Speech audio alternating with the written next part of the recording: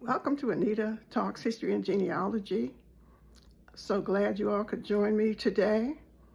It is kind of chilly up here, but it's a beautiful day outside.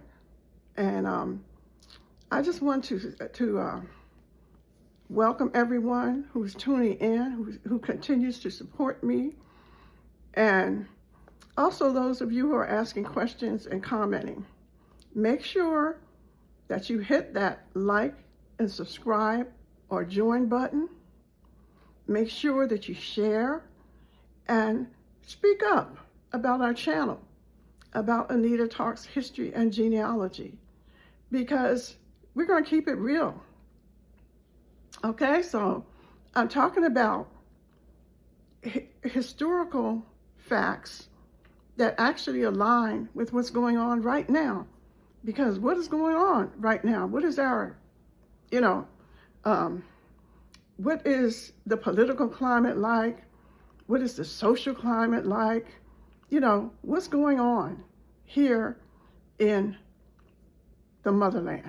Well, this is my motherland because I'm indigenous to these United States, to the Americas.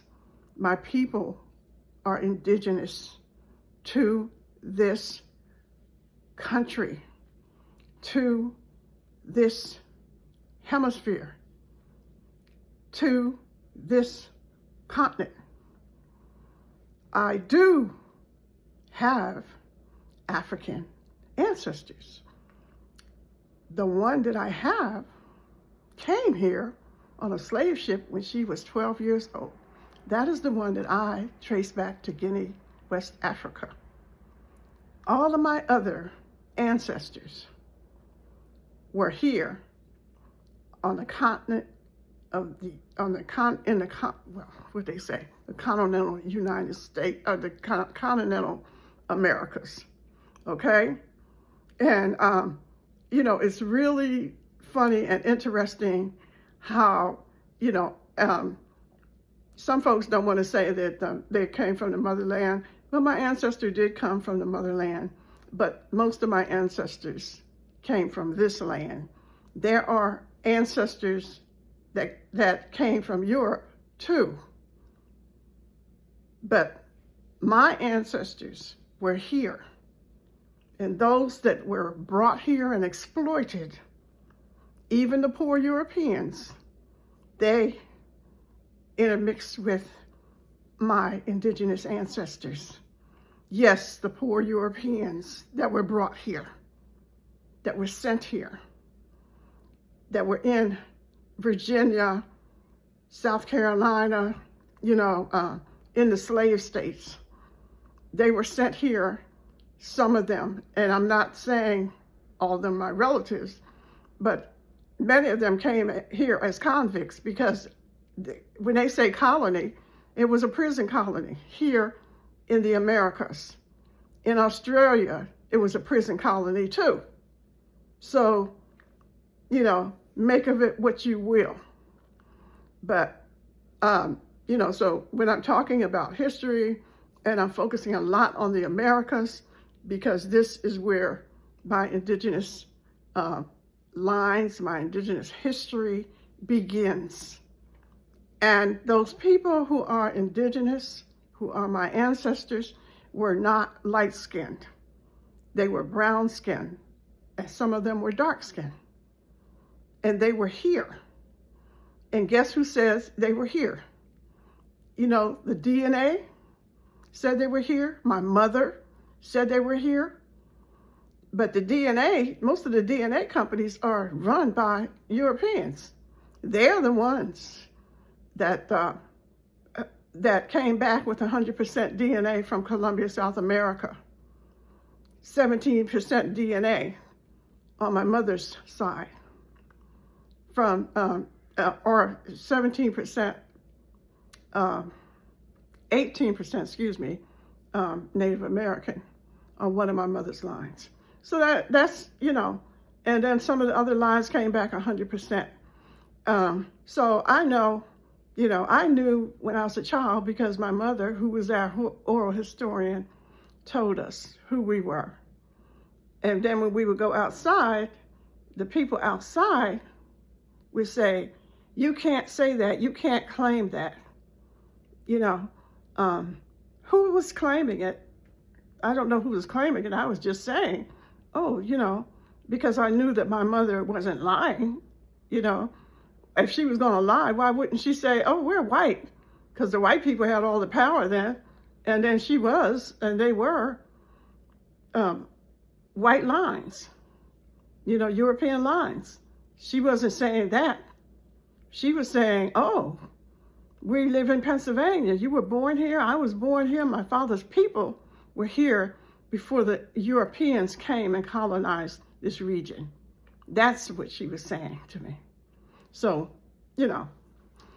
and so that's the history that I'm sharing. And in order to, be accepted, I had to go and do the research and find the documents and go into the archives and make sure that what my mother, I could back up what I'm saying with documents, and their own history backed up everything that I'm saying. So that's why I wrote 7 books. They're published. They're available through Amazon. They're available through Barnes and Noble.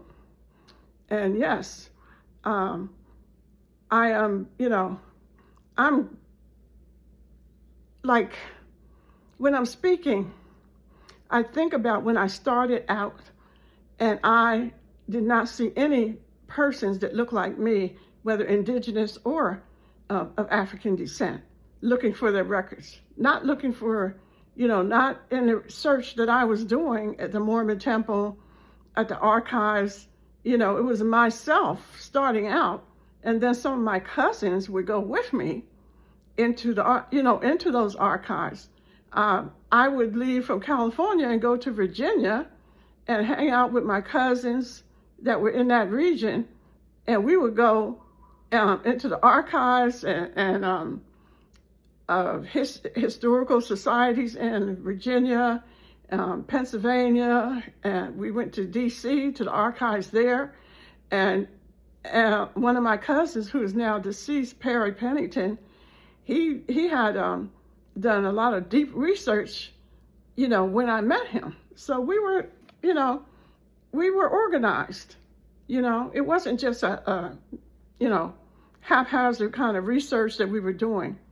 And so we found a lot of information using the oral history that Perry had been told by his people, the people on his side, like his mother and, his uncles and stuff.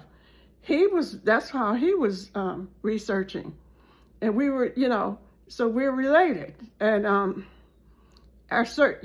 we go looking for his people that were on, I think it was his father's side. And then we would research my people. So a lot of it butted up, and we saw that there was, intermixing and intermarrying between our families. So that is, what is so important for people to understand. And it may seem like I'm repeating it, but I want us to understand, those of us who are indigenous, who believe you're indigenous, who know you're indigenous, when you're doing that search, don't let anybody tell you. You go and find out what the truth is. Unless you're talking to an elder, someone in the family who has knowledge of the history and who is not afraid to, find out what the truth is. Some of it is not pretty, people dying, people in the wars. Like on my tree, my ancestors were in the Revolutionary War, in the War of 1812, in the Civil War, and when I was trying to look for the record, especially the records of the Revolutionary War, I'm running into all these European people talking about, you know, what are you looking for? They would not help me. They would not help me find my Revolutionary War ancestors.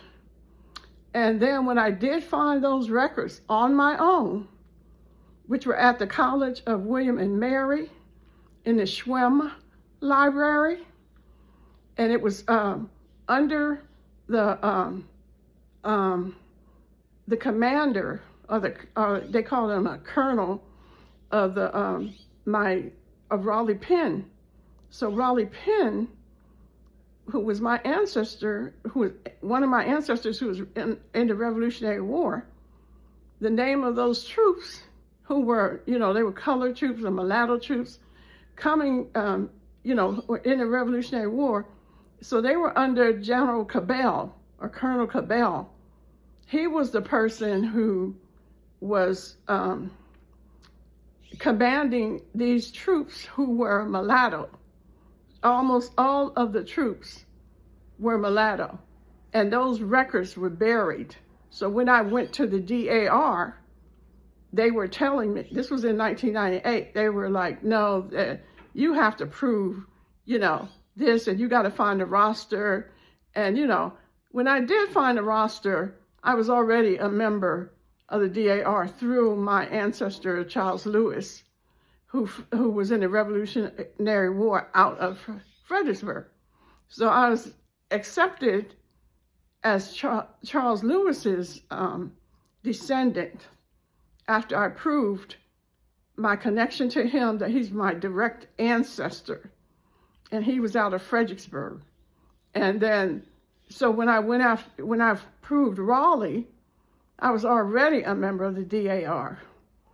And what I wanted was for his name to be on those rosters. His name and other so-called mulattoes that fought out of Amherst County, with the Amherst County militia, for their names to be recognized. It wasn't that important for me to be accepted, for Raleigh Penn.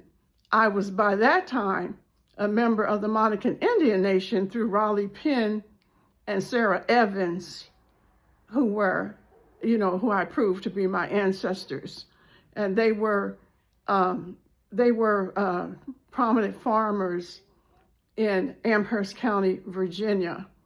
And this was during the Revolutionary War. He was a landowner. His son, who is my direct ancestor, James, was, a farmer. They were farmers. And after the Revolutionary War, the land that he owned was taken from him. They stole from the natives, the indigenous people, and anybody else they came across who was of color, because the laws that they brought with them, the colonial government, allowed it. It allowed these Europeans to come and slaughter Native American men, women, and children, and or enslave them and take their land and build their cities on these people's graves, on these people's mounds, on these people's sacred sites. This is something that I keep repeating, because I want folks to understand how deep it was, how deep the deception is that continues to go on to this day. They are still taking our land. They are still removing us, still trying to leave us in a state of poverty and desperation, so desperate that you'll be willing to be a slave, to work for little or nothing for these immigrants who are running this country. DJT is an immigrant. 3 generations does not make you an American, does not make you any better than any other immigrant that comes here to this country. They came here from poor countries. Don't ask me, ask the Statue of Liberty. Bring me your tired, your poor, your huddled masses yearning to be free. After, the colonial governments were the ones that were running Europe. England, primarily England, but the Dutch were here, came over, the French came over. These were all colonial governments. And they were the wealthy people of Europe. And they were sending their poor people over here. So for them to say that they are, that we are inferior to them is just so laughable and such a joke. They came here with nothing. Nothing. And some of them were servants, came over as servants. But the only difference is that once they completed their indentures, were free. But even my ancestors, who were also indentured servants, were not free after they completed their indenture. They were still under this colonial law that had placed Europeans at the top of the class structure and placed Africans at the bottom. And right above Africans was Indians. But they made Indians Africans. How did they do that? They made a law against claiming I or Indian on the census. So our people became M for mulatto. So we could be if you're looking at those records, it will say M or MU, that means mulatto, C for colored, N for Negro, and then B for black. But then as the time went on, like my ancestors, they went from mulatto, to when they were younger. By the time they were, older and dying, they had them at black because they control the vital statistics. We don't think about that, but they controlled the vital statistics. Now they'll let you say whatever, race you want to say, but I guarantee you, if it's anything other than white, that you're not getting no status. And another thing I want to say about white folk, and it has to do with passing. The reason I know that is because a lot of my ancestors had to pass or were passing. And if they've been in the South, or even in the North, because a lot of them, were passing and they went all the way up to the North. A lot of them went into Canada as white people. So who's really white? What is white? Well, it's political. It's for politics. It's for them to think that they have some kind of privilege or some kind of advantage over the indigenous people and the people who were brought here as slaves. So this is what we need to understand, how deep it goes. And I was, watching the news today, and here is Trump trying to go back to the Monroe Doctrine. And the Monroe Doctrine has to do with these Europeans who colonized the Americas, who colonized the United States and the Americas. In other words, the Monroe Doctrine had to do with Europeans controlling all of the continent of America, and that includes the Caribbean. So this is what Trump is going back to. And this is what I want to say, is that my ancestors, one of my ancestors, her name is Mary Bolden, is a daughter of William Monroe Jr. he was the uncle of James Monroe. And and Mary Bolden, my ancestor, was the daughter of Mary Monroe. So they gave her Monroe as a last name, but her mother was a white woman, and her father, they said he was a Negro man. So you know they were calling Indians Negro back then. I don't know whether he was Negro. They didn't say he was black. They said he was a Negro. And this was like in 1710. Okay? So we don't know. You know, I am sure that once they identified who that Negro was, that he was dead on arrival. The mother, Lydia Hilliard, was a white woman who was serving an indenture. And she was given 15 lashes for, sleeping with a Negro man. And her daughter was sent to the Monroe household as a servant. When she was a baby, they took control of her. They had an indenture over her. And she was raised in that household, and her and William Monroe Jr. entered into a marriage, thinking that they could get married. And the court said, no, no, no, no, no. You cannot marry a mulatto. And but by that time, she had a child. She had Mary Bolden. And the courts, after, I'm sure that William Monroe Sr. intervened, but the courts dropped the charges, but the marriage was void. It was against the law for her to be married to a white man. And but they dropped the charges, but the marriage was void. And the child was eventually sent to be an indentured servant to George Washington's family. So that's the way. So this is what I'm saying, is that was a lot of that going on up there in Westmoreland County, Virginia.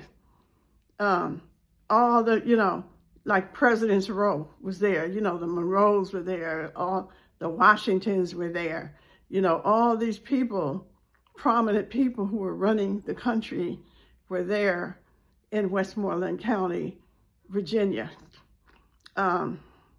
So, this is what I'm saying. The Monroe Doctrine has to do with the United States controlling all of the Americas.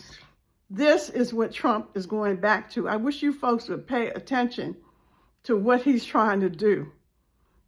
With his MA, Make America Great Again, going back to the Monroe Doctrine. Go and look at it and see what it says.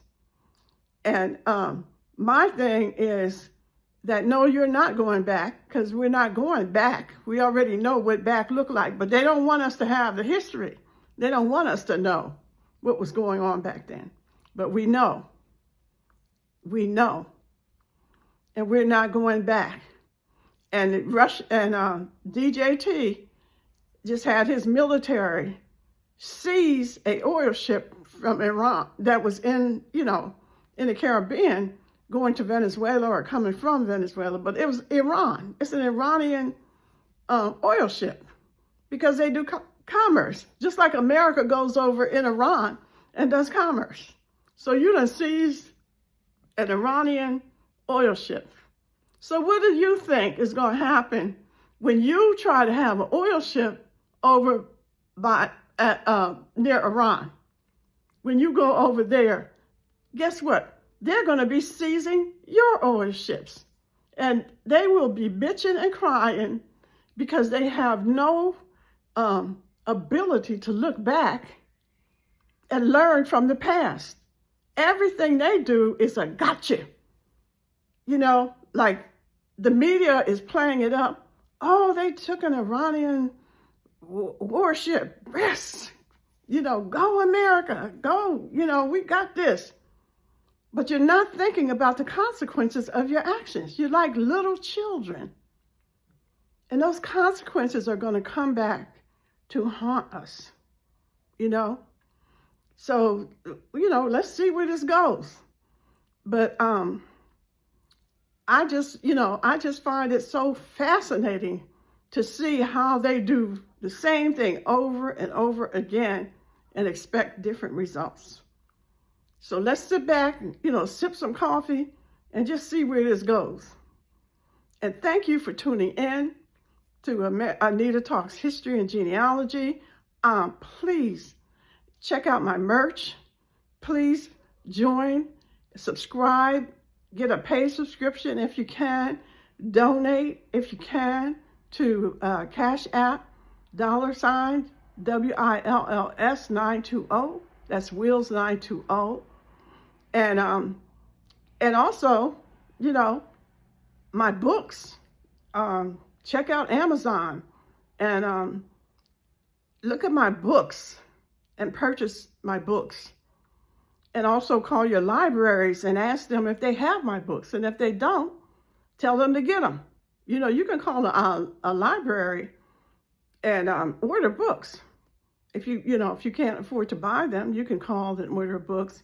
And you can also email me at ntaws@gmail.com if you want a signed copy of my books. And please have a wonderful day. And thank you for joining me. And we will be talking soon.